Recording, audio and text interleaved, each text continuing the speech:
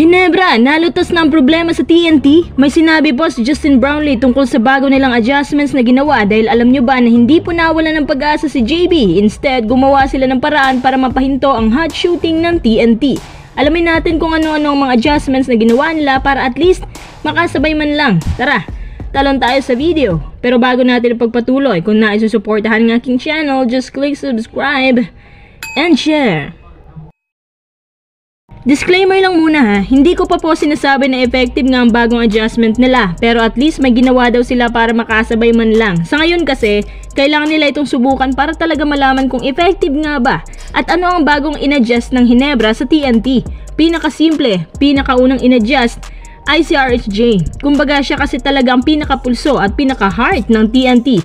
Sa totoo lang, kung hindi si RHJ ang import ng TNT, siguradong baliktad ang pangyayari sa series natin. Pero iba ang motivation ni RHJ ngayon. Gaya nga ng sabi ko, iba yung sipag niya. Motivated siya na patumbahin si JB. Ano ang gagawin ng Hinebra sa kanya?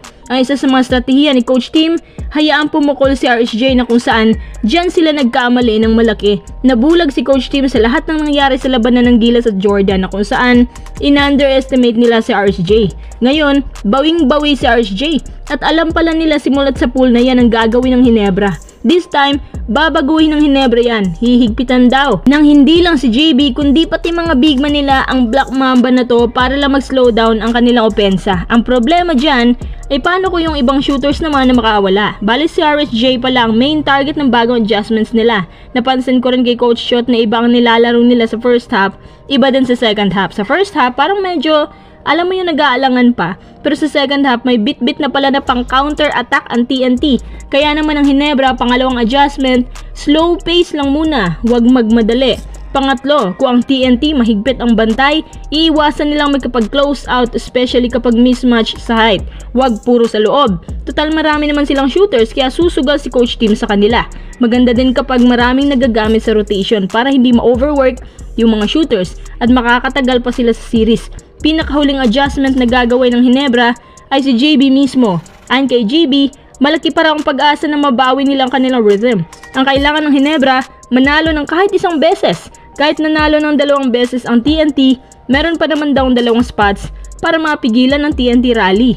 Ayon kay JB, magiging motivated pa raw siya na manalo sa Game 3. Sisiguraduhin daw niya na gagawin niyang lahat para at least man lang makasabay sa kanila.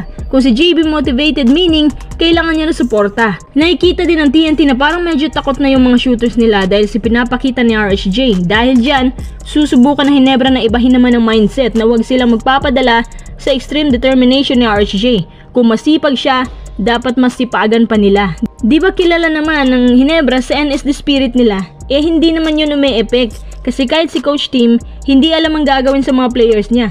Aral na aral kasi talaga ng TNT ang kanilang mga plays. Ang gagawin ni JB sa Game 3, siya daw ang unang mag-step up. Gusto din sana ni JB na bumalik yung dating RJ na nakilala niya sa semis. Dahil kailangan talaga ni JB yung backup para makaisa na.